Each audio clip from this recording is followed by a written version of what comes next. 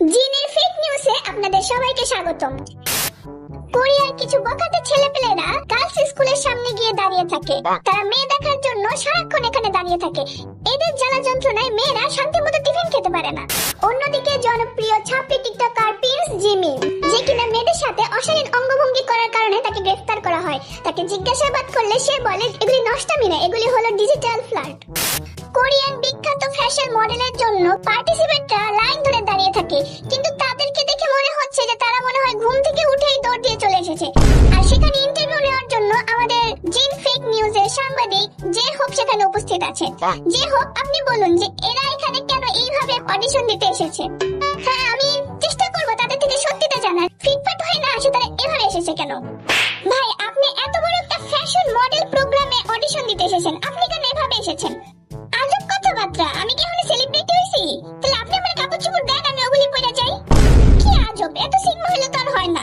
যাই হোক ভাই, আপনি কেন এইভাবে আসছেন? আসলে আমার চেহারা এমনি কিউট, আমি যেমনি যাবো অমনি আমার সিলেক্ট করবো, আমি আশা রাখি। ও আচ্ছা, এটা আপনার অনেক ভালো একটা গুণ। আপনি কেন এইভাবে এসেছেন? আমার ভিতর একটা লিডার ভাব আছে। আমি নিজের ভিতর কনফিডেন্স পাই যে আমি যেভাবেই যাই না কেন, আমার যদি যোগ্যতা থাকে আমি অবশ্যই চান্স পাবো। বাবা, আপনার তো দেখি খুব কনফিডেন্স। যাই হোক, আপনি চান্স পাইবেন আমার মনে হইতাছে। আর ভাই, আপনি এখানে এইভাবে কেন আসছেন? কি আপনি আমার চেহারার দিকে তাকাই কথা কন? আমার চেহারা দেখছেন? আমার চেহারা দেখলে সিলেক্ট করবো, জামা কাপড়ের দিকে তাকালে এত সময় পাইবো না। I'm worldwide handsome.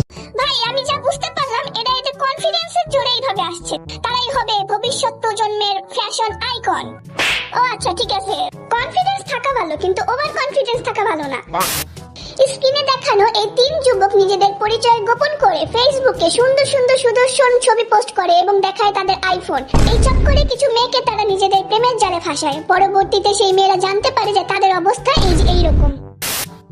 অন্যদিকে বিটিএস মেম্বার কিম তেয়ং, যে কিনা লাইভে এসে তার মুখ দেখায়নি, এগুলি নিয়ে আর্মিরা শুরু করেছে প্রচুর হাঙ্গামা দাঙ্গামা।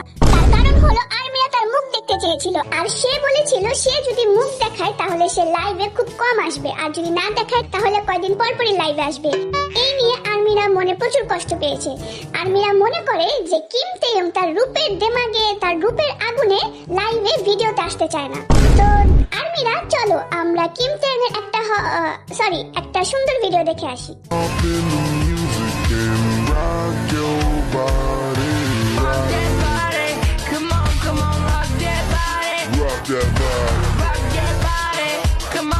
তো আর্মিরা জিনের ফেক নিউজে একটা মাত্র সত্যি নিউজ ছিল, আর বাকিগুলো সবই ছিল ফেক নিউজ। তোমাদের কাছে জিনের ফেক নিউজ প্রোগ্রামটা কেমন লেগেছে? কোন ফেক নিউজটা সবচেয়ে বেশি ভালো লেগেছে? অবশ্যই কমেন্ট করে জানাবে। আর তোমরা যদি চাও এরকম ফেক নিউজ পেতে আমাদের চ্যানেলের সাথেই থাকো। পার্পল ইউ আর মি।